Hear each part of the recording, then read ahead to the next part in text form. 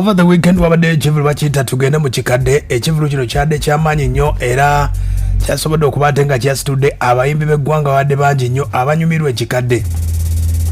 Abayimbi abanyumirwa ekikadde abasobola okuba ate nga bakubira ekikadde n'ogamba endongo yaliwo.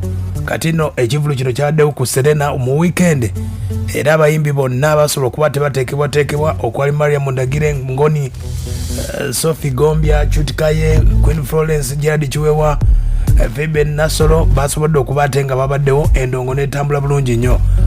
Era enteekateeka eno nga basobodde okuba ate nga etambula kyaddemu ekyenjawulo nti omuyimbi ono gwe bayita Gerald Kiweewa yabadde n'okusoomoozebwa nti yafuna akabenje ekiro ekyakeesa Friday. Bangi ne bagamba nti oba tagenda kubaawo wabula mu bulumi obw'amaanyi nga omanya ebivulu by'omu ggwanga Uganda bakuwaako kitundu nga balansi olina musanga wali bw'oba toyimbye. Ne Gerald Kiweewa embeera gye yasobodde okuba ate ng'akoleramu mu bulumi obw'amaanyi n'asobola okuba ate ng'agenda n'akola. Ekivulu kino kyadde kyamaanyi nnyo. Omukulu Gerald Kiweewa yakyogeddeko embeera nga bwe yabadde n'omukyala gwe bayita Mariam Ndagire yasobodde okuba ate ng'akyogerako n'ayogera ku ndongo nga bweri.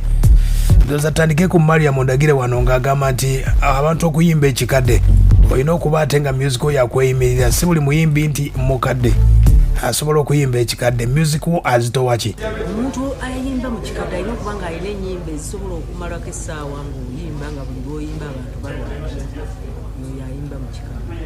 Naye bw'oba ng'olina bbiri oba olina okukola ennyimba bye bagamba ennyimba zo zirina okuba nga abantu bazijjukira buli lw'oyimba nga lulina kye bulumujjukiza, buli lw'oyimba nga lulina kye bulumujjukiza. So bw'oba tozirina ezo ezijjukiza abantu ebintu.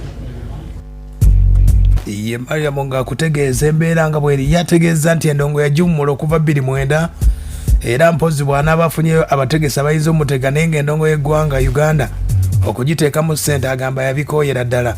Mpozi nga promota avuddeyo n'agamba nti Mariam Ndagire nkutegese naye yeddira mu firimu ze na mizannyo bw'atyo.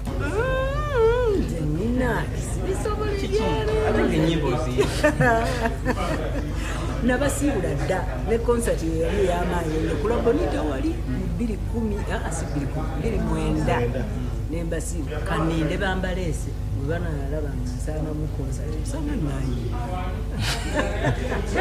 sente zange siziteeka mu kidongo sikyaziteeka. Okitegedde ayogedde ku bayimbi be abasobodde okuba tebamusingidde omwaka guno. Agambye nti abayimbi Rema Namakula amuyimbidde bulungi, David Utara, Chris Evans n'abayimbi abalala okuli Shiba ne Cindy omwaka guno basobodde okuba ate nga bakikoze. Bwe nayogera mujja kungateera abo b'omanyi aba bulijjo nze Rema ayimbye bulungi ne bano abaana bakola bato nabo bakola shoya n'enyuma ababiri Cindy ne Shiba kola bulungi shoya banagiraba nga ku TV nensanyusa nga balina creativity ey'amaanyi. Mutalo ayimbye bulungi, Chris Evans ayimbye. Kati ngenda kumenya abantu abalala mbalekeyo banyiike bannange buli muyimbi ayimbye bulungi ayimbye omwafuba mwongere okugezaako naye nga mujjukire nti mulina okuleka legacy. Olina okuba nga ojjukirwa ng'eyali omuyimbi, saagala bakujjukireko kirala. Make sure nti bakujjukira ng'eyali omuyimbi. Ekitegedde bwebaka bwabatereddeyo omukyala Mariam Ndagire nakano tasobodde kuba ate nga akalekayo. Ategeezezza gwe obanga oli mukyala ng'oli eyo obanga walina bbaawo ne mwawukana n'ogamba temukyakwatagana agambye wa eyo muba mwerimba. Wano no bijjewo nga bamubuuzizza nti omukulu John Segawa ali atya. Agambye omuntu obanga wamuzaalamu ne muba mwawukanye emyaka emeka tebakulimba. Ulira bw'agamba. Kati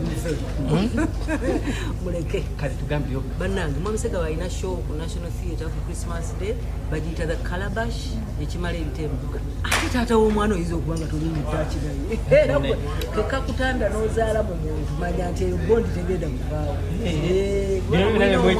Muyina omwana wakati awo sawa yonna musisinkana bitya ku intaneti okwo nange muwana taata w'omwana taata w'abaana genda okole ssente ku National Theatre oleete tulye.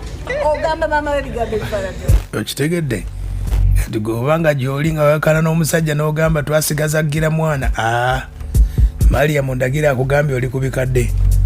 Omukulu Gerald Kiweewa ategeeza bw'ati yeebazizza abawagizi abamuwagidde mu bulumi obw'amaanyi nga bwe nkutegeezezza. Yafuna akabenje ku Lwokuna ekiro era omugulu.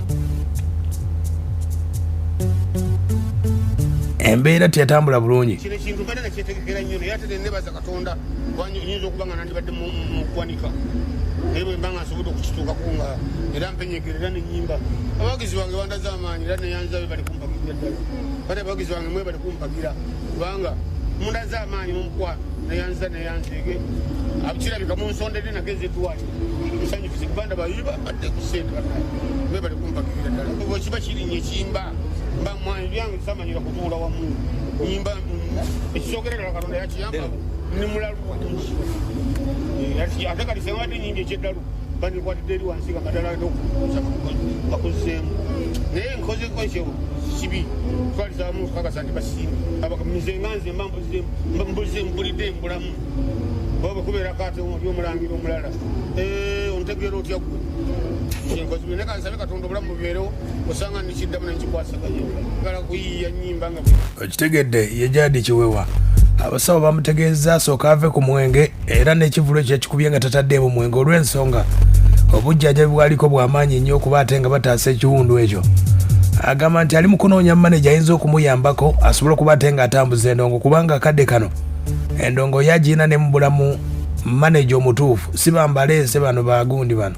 Esente bwe ziba zize sagala ku biseera zirya bwomu management efunako eyazo nga nzifunako ezange ngetamu adde mukize sagala promota njagala manager ateekamu ate nze ndi wakoza akobooza so si bado bamanager bagadde ndi manager wa gundi nga talina n'ekikumi kya musamu ng'alina amala okufulumya oluyimba lwe ku ssente ze lutonde alyoka jembo jala ku managinga oyo taba manager tajja njagala mugambe nyina oluyimba olupya akwate ssente zaziteekamu tugende mu studio tugende mu bugundi tujje mu ziradio tugende mu TV studio zonna byonna bikozesebwe bulungi n'okuyimba kati awo oyo omuntu asaana okulya ku ssente kitegedde bwategeezezza agamba nti embeera bwe yajjawo yali bweti bwe yava yali yakava ku TV ku Spark TV ku Lwokuna ng'ali mu kulanga ekivulu tugende mu kikadde embeera yajja bweti ekyantuwawo okutuuka ku kino n'obugaadde kuna emisayi gye mulaba giyitaayitamu era nali nva wano wenyimiridde nga nva ku TV ya wano nga nzira waka abaana bange ne banvuga ku mmotoka yaabwe naye ekituufu netukkirira wali paaka kufeeyawe nagenda okulanga bagenda kundwisa kate nyina byenneeyuna nali nyina byenneeyuna byengenda okukola ngate waliyo n'ebirala ebiri mu cupa nga nabyo mbyesunga akati nendabanga bino bijja kundwisa nembagamba munkomi wano nfune boda enyangu egende nteke waliwo nalese emmotoka yange ngende mu kinywa abataka batudde olowooza natuuka nakatiye kubanga nayimirizaawo boda nenjirinya kijukira nayita ku laawundi eyokumulagaawo nengenda nempita ku laawundi eri ogenda kutuuka wakakandi nempita ne ku yawansi naye awaawo tuba tugende tutyawa wali kuba ebibyo wannabbanji tulira bagamba ngo wannabbanji awo waliwo opposite ne office zino empya eza nuuku kakati emmotoka pulimu neva eri bweti ng'eyingire ekkulu nekya yasibira ku mmotoka kwenyini ku pikipiki obaza omwana watuuse ne tugwa kakati okugulu kwange pikipiki bagigwira bwe bati okugulu nekuyingira mu mmotoka nekukwata kwonna okuva eri okutuusa wano era bwe nkolaga kyeyakukoze